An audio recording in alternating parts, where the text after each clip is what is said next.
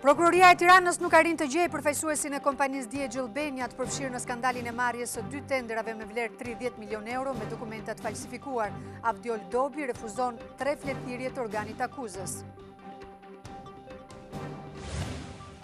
Mosdekretimi i ministrit të jashtëm krijon problemet e para në diplomacinë shqiptare. Takimi planifikuar të enjten me kryediplomaten europiane Federica Mogherini pritet të dështojë pasi ministri Bushati nuk konfirmon pjesëmarrjen.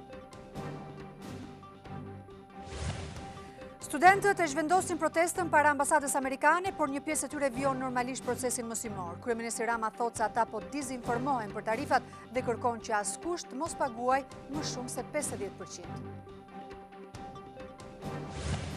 I ftohti mbyll disa shkolla dhe kopshte në zona të ndryshme të vendit, ndërsa mësimi po zhvillohet me orë të reduktuara në pjesën më të madhe. Emergjencë nga acari edhe në Ballkan, në Greqi termometri shënon -21 gradë.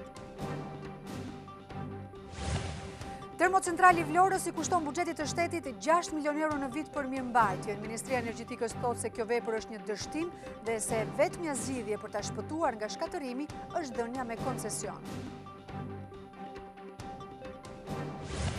Luftëtari reagon pas hetimit të UEFA-s për trukim ndeshjesh. Drejtuesit e klubit thonë se ishin në dieni prej muajsh për hetimin e nisur nga Qeveria Europiane e Futbollit, por mohojnë të jenë përfshirë në fiksimin e rezultateve.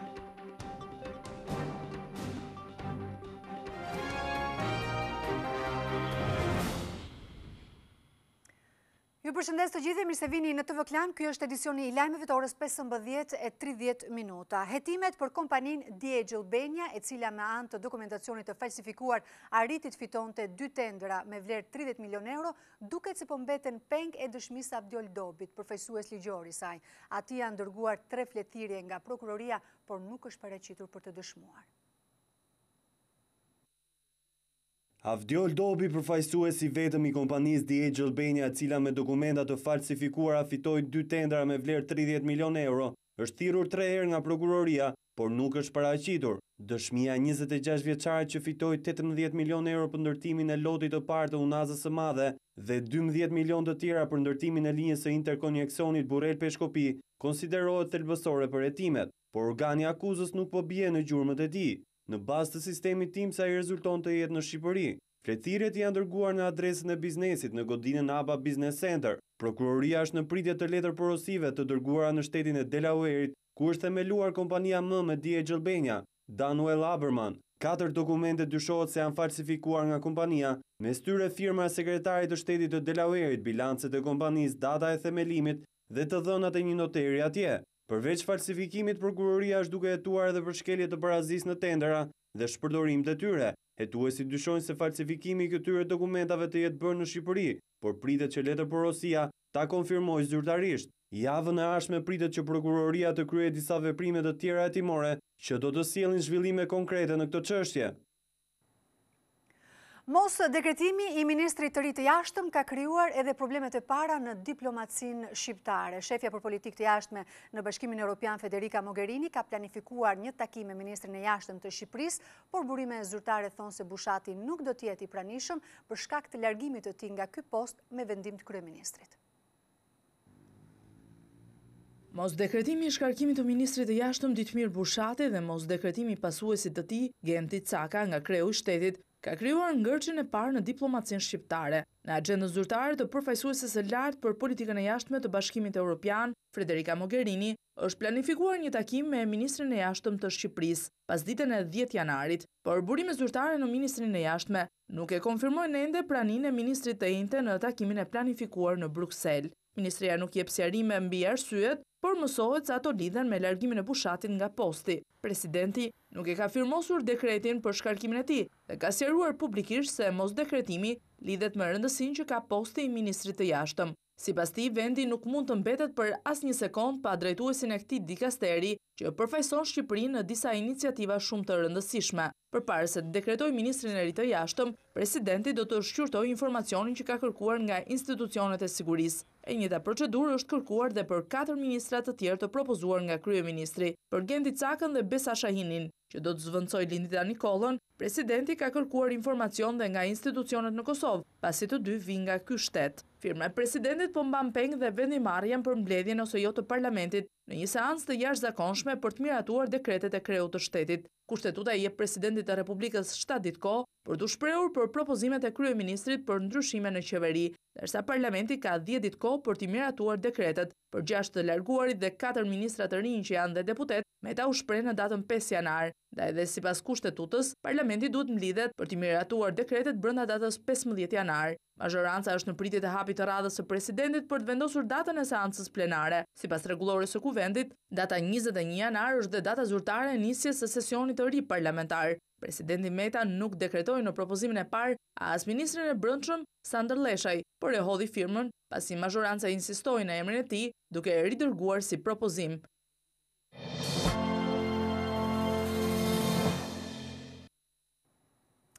I gjithë vendi vijon të jetë mbërthyer nga moti i ftohtë me temperatura ekstremisht të ulta. Në disa zona të thella të Korçës ka fshatra të bllokuar, ndërkohë që në mbrëmje priten rreshje dëbore. Fshatrat e thella të Korçës si Mokra, Dardhasi dhe Vithkuqi vijojnë të mos kenë komunikime qendrat e njësive administrative për shkak të dëborës së dendur. Nevoja për zhbllokimin e rrugëve nga borpastrueset kanë detyruar shtabin e emergjencave të kërkojnë ndihmën e bashkisë. Njësitë administrative konstatojnë që nuk kanë fuqinë e duhur edhe bashkitë e qendrës nuk japin atë ndihmë që duhet.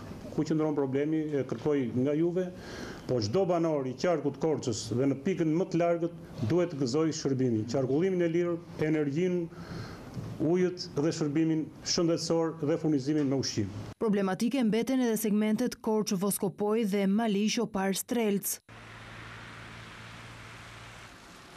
Kjo e martë sipas sinoptikanëve është më e ftohta e javës, ku gjatë natës priten rreshje dëbore edhe në Tiranë. Temperaturat në kryeqytet do të zbresin në -13°C. Nga dita e mërkurë do të nisë një rritje e lehtë e temperaturave si dhe rreshje shiu në zonat e ulta dhe në ato bregdetare. Nxënësit në disa shkolla në Korçë, por edhe në rrethet të tjera të vendit nuk kanë zhvilluar mësim për shkak të temperaturave nën zero, ndërkohë edhe në disa shkolla ku ka ngrohje, prindrit e tyre kanë kërkuar mësim me orare të reduktuara.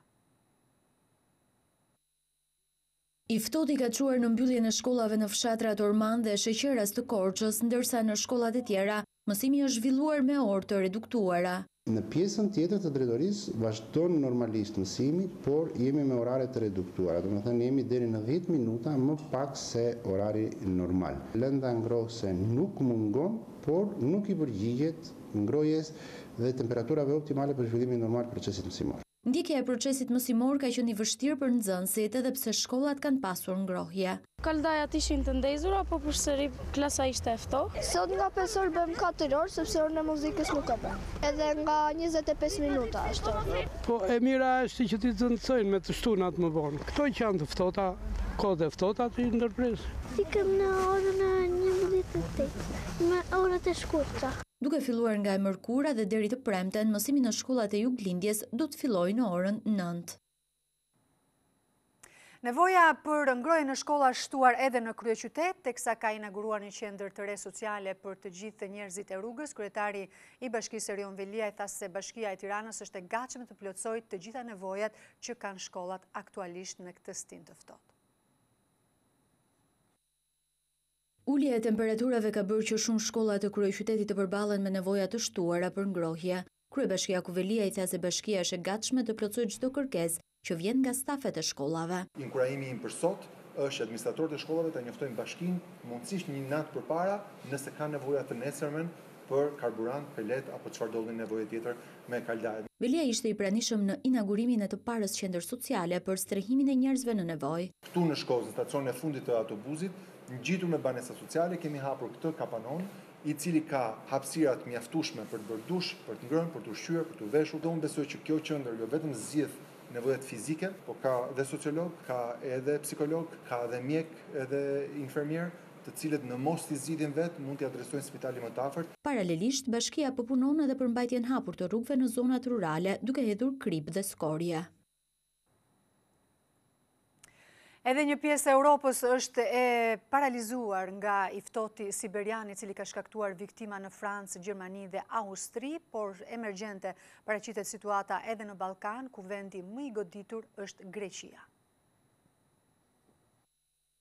Vërbulla polare që ka pushtuar Europën shënoi të tjera viktima. I fundit ishte një i pastre rreth të 50-ave në juglindje të Francës.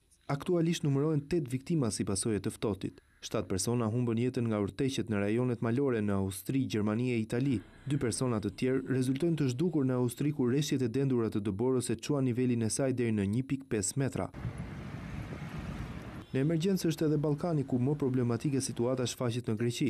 Në disa zona malore në vendin fqinj termometri arriti deri në -21°C. Pak ditë më parë 3 persona u gjetën të pajetë në Greqi si pasojë e gjendjes së hipotermisë. Në disa segmente rrugore dhe në autostradën që lidh Athinën me Selanikun, qarkullimi i automjeteve u bllokua për shkak të dëborës apo shtresave të akullit. Si pasojë e acarit siberian, shumica e shkollave dhe institucioneve të tjera mbeten të mbyllura. Vala e modit të keq në Europë do zgjas deri në fund të javës, ndërsa javën e ardhshme priten përmirësime dhe ngritje të temperaturave.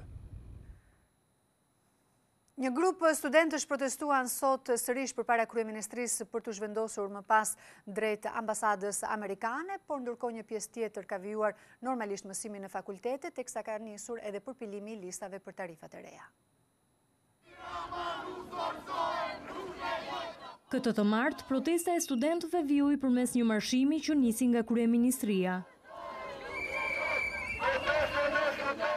Studentët ndaluan pak minuta përpara ambasadës amerikane. Ju kërkojmë ndihmë gjithë ndërkombëtarëve të mbrojnë studentët, të mbrojnë të ardhmen e këtij vendi. Për të vijuar drejt fakultetit ekonomik, marshuan përpara Universitetit Politeknik të Tiranës. Qëndruan disa qaste përpara godinën së presidencës, për t'u rikthyer në kryeministri, aty ku përmbyllën protestën. Edhe pse më të pak në numër ata këmbgulin në realizimin e kërkesave.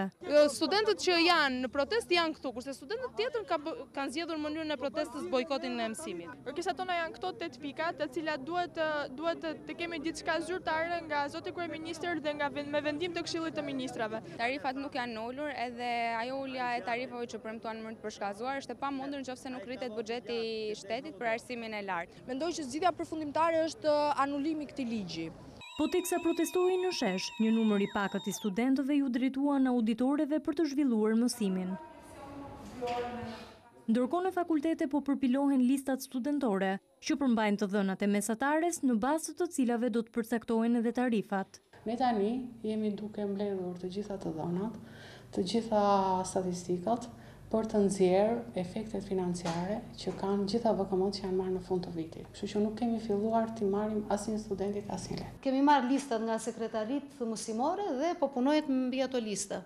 Se do bëhet diferencimi studentëve që kanë mesatare nga 9 deri në 10 për ciklin e parë të studimeve edhe për ciklin e dytë të studimeve. Studentët kanë njoftuar se protesta do të vijojë edhe të mërkurën përpara kryeministrisë.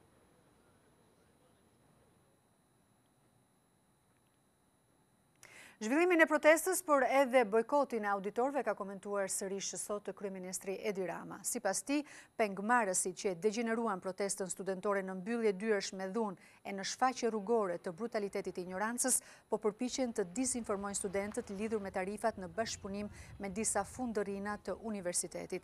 Në një tjetër postim, kryeministri u ka rikujtuar studentëve se në dhjetor është miratuar VKM-ja për të paguar 50% të tarifave për të gjithë studentët dhe 100% për ata me 9 e 10, ata me ndihmë ekonomike plus burs 10.000 lek. Kryeministri thotë se qeveria do t'ju kaloj lekët direkt universiteteve 1 për 1 brenda janarit dhe se fryma e qëllimet e protestës janë tashmë pjesë e rrugës së qeverisë.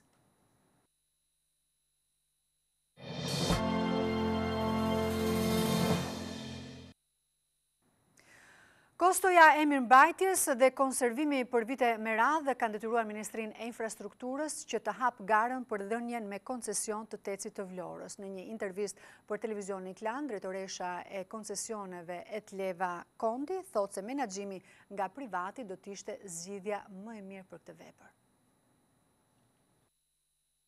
Qeveria pranon pas një dekade e gjysmë se ndërtimi i termocentralit të Vlorës është një vepër e dështuar e cila jo vetëm që nuk ka arritur të marrë 110 milion euro të investuara, por aktualisht buxheti i shtetit paguajnë 6 milion euro çdo vit për këtë vepër, 5 milion për shlyerjen e kredisë dhe 1 milion euro të tjera për mirëmbajtjen. Edleva Kondi, drejtore e koncesioneve në Ministrinë e Infrastrukturës dhe Energjisë, thotë se në bazë të gjitha analizave që janë bërë deri më sot, si nga ana e specialistëve të ministrisë, ashtu dhe nga konsulentët e huaj, e vetmja zgjidhje që mund t'i bëhet kësaj vepre, që tashmë i ka mbetur Shqipërisë në dorë, është dhënia e saj për zhvillim nga një kompani private. Dhe sipas rekomandimeve të Bankës Botërore është e vetmja mundësi për ta vënë në punë në këtë mënyrë. Fillimisht kompania që do të dalë fituese duhet që të investojë me paratë e saj 56 milion euro, rregullimin e turbinës së ftojes dhe kthimin e saj nga prodhimi energjie me naftë në gaz natyror, si dhe ndërtimin e tubacionit që do të lidh tecin me degëzimin e gasjellësit TAP në Fier. Dhe sikur të vihet në punë përsëri në kost me turbinën aktuale siç është, që të bëhet vetëm rehabilitimi,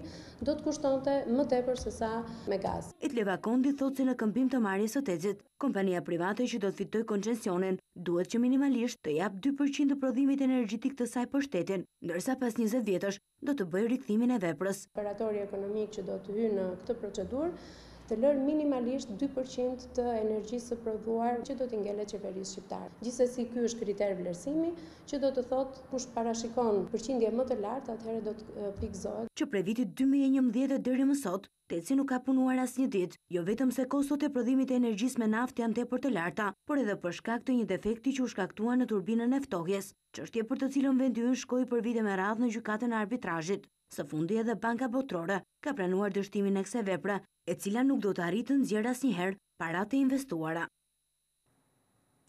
Ulja e dividendit shihet nga bizneset si një mundësi për zgjerimin e aktivitetit të tyre dhe këtë eksperiencë disa sipërmarrës e kanë ndarë me kryeministrin Edi Rama dhe me ministrin në detyrë të financave. Nga 1 janari ka hyrë në fuqi nisma e qeverisë për të bërë 5% nga 15% që ishte tatimin mbi fitimin për bizneset me xhiro nga 8 deri në 14 milion lek. Kryeministri dhe ministri në detyrë i financave që kanë vizituar 2 sipërmarrje që përfitojnë këtë ulje, e shohin këtë si një mundësi për të shmangur evazionin fiskal, por dhe për të rritur punësimin nga ana e bizneseve. Janë nga ato bizneset e reja që kanë krijuar emigrantët e kthyer. Praktikisht çdo vit ne kemi parë e kemi vëzhguar nga tatimet se si rritet xhiro. Ai 15% tatim fitimi që s'bër 5, kjo na jep akoma më shumë mundësi që të ecim më para dhe të shtojmë edhe më tepër punëtor. Ky është edhe qëllimi në fakt. Do kishim dashur ta bënim më parë, po si kemi pas mundësitë. Aty është një fashë tërë që kishte edhe hile, informalitet, gënjeshtra duke gënjur njëri tjetrin. Dhe tani besoj që kjo të çlirohet komplet. Sipërmarrësit premtojnë se paratë që përfitojnë nga ky lehtësim fiskal do të shkojnë për rritje të pagave të punonjësve, si dhe investime në teknologji.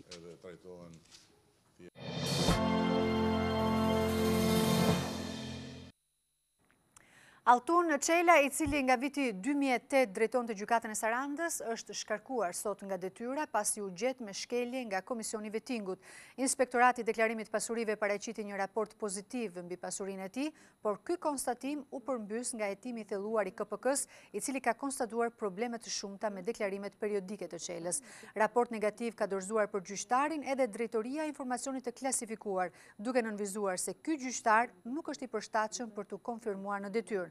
Edhe vlerësimi KLD-s për profesionalizmin e tij ishte nënmesatar. Altun Çela e drejton gjykatën e Sarandës prej vitit 2008, ndërsa u rikonfirmua në këtë pozicion edhe në vitin 2014. tvklan.al, webi më i klikuar ndër të gjithë televizionet mbar shqiptare. Lajmi i fundit, gjithçka ndodh në vend, rajon dhe botë. I gjeni në kohë reale në tvklan.al. Informohu në lëvizje vetëm me një klikim në celularin tuaj, edhe në aplikacionin tvklan.al.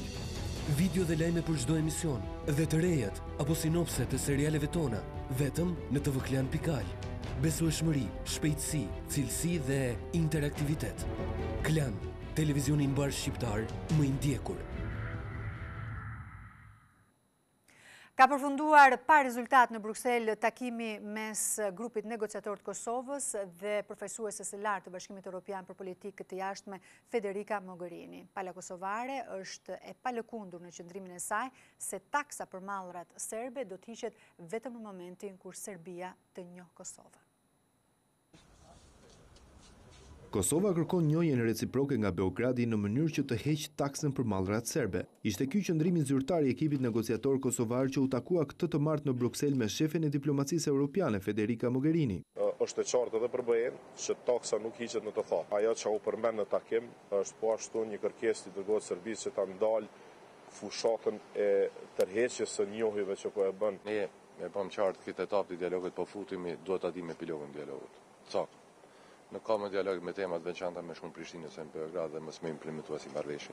Sipas Shpend Ahmetit, Mogherini u shpreh e gatshme të pranojë çdo marrëveshje të dakordsuar mes palëve, por me kusht që kufiri të shmang territoret etnikisht të pastra. Pas takimit, Brukseli doli me një deklaratë për shtyp ku vlerëson prezantimin me ekipin negociator. Në reagimin zyrtar, Mogherini tha se kishte kërkuar sërish heqjen e taksës 100%, që shkon kundër frymës së dialogut. Por, kryetari i Komisionit të Kuvendit të Serbisë për Kosovën, Milovan Drecun, ka deklaruar se Perëndimi ka rënë dakord me projektin e Shqipërisë së Madhe. Kronika është e përgatitur nga kolegët tanë të Klan Maqedonisë. Drecun, që konsiderohet si një ndër zëdhënësit e qeverisë serbe, kryeste fjala për Kosovën dhe shqiptarët në përgjithësi, ka deklaruar për televizionin privat serb Pink se pret që qeveria e Kosovës të heqë tarifat e vendosura për mallrat serbe, me argumentin se, sikurse është e shprehur, do të ishte një provokim për shqiptarët që të bllokojnë nismën e presidentit amerikan Donald Trump, por edhe qëndrimin e Federatës Ruse për nevojën e zgjidhjes së problemit të Kosovës. Mislim da će se rešavanje kosovskog problema odvijati. Mendoj se zgjidhja e problemit të Kosovës do të zhvillohet përmes këtyre dy proceseve. Nga njëra anë të arrihet një farë kompromisi për statusin përfundimtar të Kosovës dhe kjo nënkupton se Serbia nuk mund të jetë plotësisht humbse ndërsa shqiptarët fitues absolut.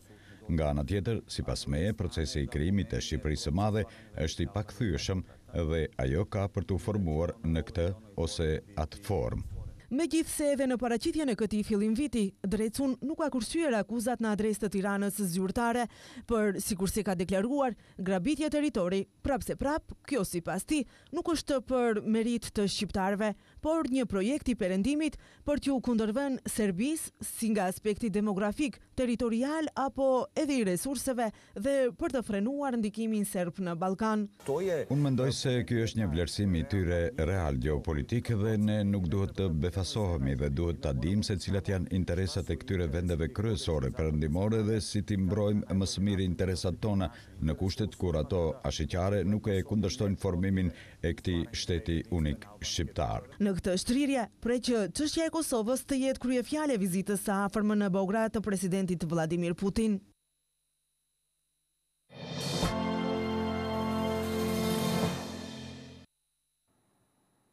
Në Francë, qeveria ka paralajmëruar ndryshime ligjore për dënimin e të gjithë atyre personave që do të përfshihen në protestat e dhunshme.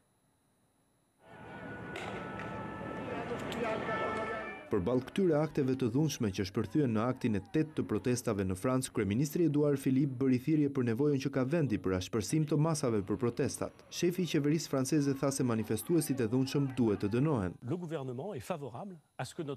Qeveria është pro plotësimit të ligjit. Të miratohet një ligj i ri që do të sankciononte ata që nuk respektojnë rregullat dhe marrin pjesë në manifestime të panjoftuara.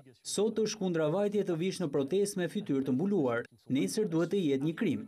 Kryeministri njoftoi se mbi 80.000 forca policore do të angazhohen në protestat e ardhshme, më shumë se 5.000 prej tyre vetëm në Paris. Që prej fillimit të protestave nga të ashtu quajturit dialekt të verdh, 5.600 persona janë shoqëruar në polici për akte dhune, ndërsa janë regjistruar edhe disa viktima në aksidente rrugore si pasojë e bllokimit të rrugëve. Por tjetër këndvështrim ka për dialekët e verdh zëvendës kryeministri italian Luigi Di Maio. Ai u bëri thirrje protestuesve të mos rreshtin së kërkuarit të drejtat të tyre për një Europë më të drejtë. Pas misionit në hënë, Kina ka shënuar një tjetër arritje teknologjike dhe bëhet fjalë për një avion pa pilot, i cili dyshohet se do të përdoret për qëllime spionazhi. Ushtria kineze prezantoi krijimin e saj më të fundit, një dron spioni teknologjisë së lartë që vën në alarm edhe superfuqitë më të zhvilluara. I cilësuar si grabitçari i qiellit, avioni pa pilot i krijuar nga inxhinierët kinezë mund të fluturojë deri në 40 orë pa furnizim me karburant. Dyshimet e para janë që Pekini mund ta përdorë për qëllime spionazhi. Bëhet fjalë për dronin e 4 të ndërtuar nga Kina. Sipas ekspertëve, droni spion është i aftë të fluturojë deri në 7500 metra lartësi dhe është i pakapshëm nga të gjithë llojet e radarëve, ndërsa në një lartësi prej 3000 metrash, grabitqari i qiellit mund të fotografojë me pastërti edhe targën e një automjeti. Ndërtimi i tij ka nisur që në vitin 2012, por ishte mbajtur sekret nga Pekini.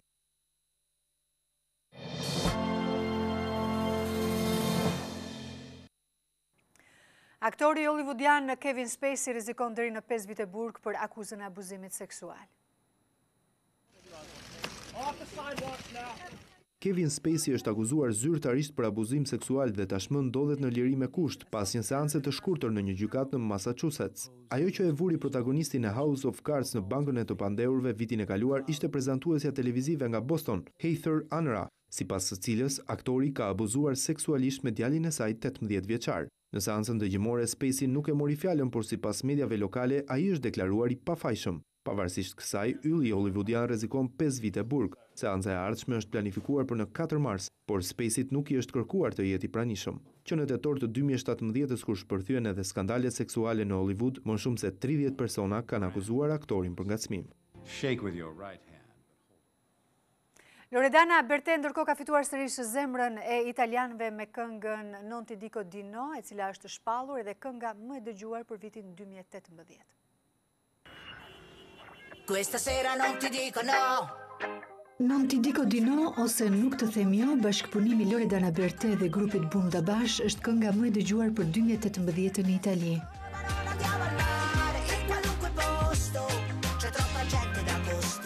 Duket një kthim pas për këngëtaren në vitet ku spontaniteti është marke fort në jetën e çdo adoleshenti dhe ku lehtësia të jetuarit kthehet në motiv, por pikërisht përshtatja me këto tekste dhe këtë muzikë i jep asaj meritën e të qenit div.